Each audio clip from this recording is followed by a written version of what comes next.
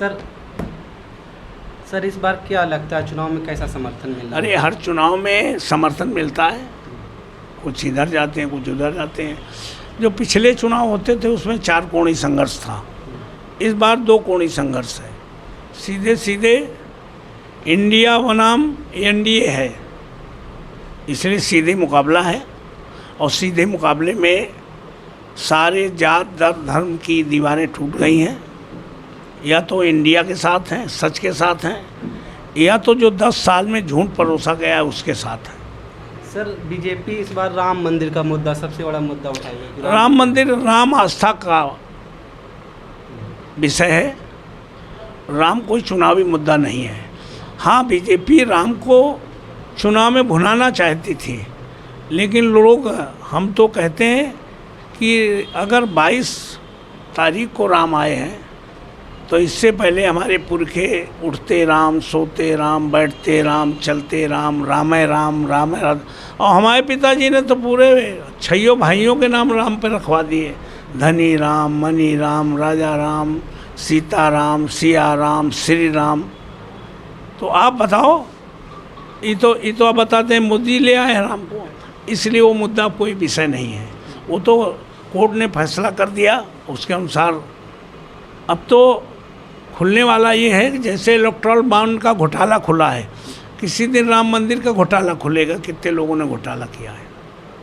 केजरीवाल की गिरफ्तारी चुनाव से पहले, एक केजरीवाल नहीं है तो राहुल गांधी को भी जेल में डाल दें, माननीय अखिलेश यादव को भी डाल दें, हेमंत सोरेन को डाल ही दिया है, तुम्हारे केजरीवाल को जेल में डाल। जो इनके खिलाफ बोलने की कोशिश करेगा उसको मुकदमा लिखा के जेल में डालने का काम करेंगे। अभी स्वामी प्रसाद मौर्य और सुनील मित्रा, उनकी बेटी के ऊपर भी गैर जमानती वारंट जारी कर। हमने कहा कि ये तो वो काम कर रहे हैं कि चाहे जितना भ्रष्टाचारी हो, चाहे जितना देशद्रोही हो, भाजपा में शामिल हो जाए, डिटर्जेंट पाउडर से धुल के साफ हो जाएगा।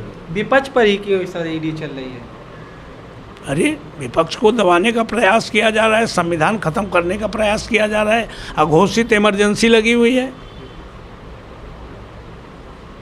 तो इसलिए उनको डराई को तो कर सकते हो। इस चुनाव में अब वोटर डरने वाला नहीं है, बंटने वाला नहीं है। दलित, पिछड़ा, अक़लियत, आदि आबादी और अगड़े समाज के वो लोग जिन्हें संविधान लोकतंत्र पे आस्था है, वो सब एकजुट होकर इंडिया गठबंधन को वोट देने जा रहे हैं। सर क्या मैसेज देना चाहते हैं जनता के लिए आपकी? क्या मैसेज देना चाहते हैं? एक के पास आदरणीय मोदी जी की गारंटी और हमारी गारंटी, पब्लिक की गारंटी है, हर उस गांव के, हर उस गरीब की गारंटी है हमारे लिए, जो जूता भी गांठ रहा हो, सब्जी बेच रहा हो, खेत में मजदूरी कर रहा हो, मकान में मजदूरी कर रहा हो, वो भी अगर कहेगा पाल साहब से कोई काम है, चलो हम करा देंगे। हमारी गारंटी उनके पास है, और जो मौजूदा सांसद है उनकी गारंटी मोदी जी के पास है। देखो किसकी गारंटी, और मोदी जी की गारंटी पूरी तरह फेल हो चुकी है। 2 करोड़ नौकरियों की गारंटी, 15 लाख खाते में आने की गारंटी, किसानों की आय दोगुनी करने की गारंटी, सब फेल हो चुके हैं।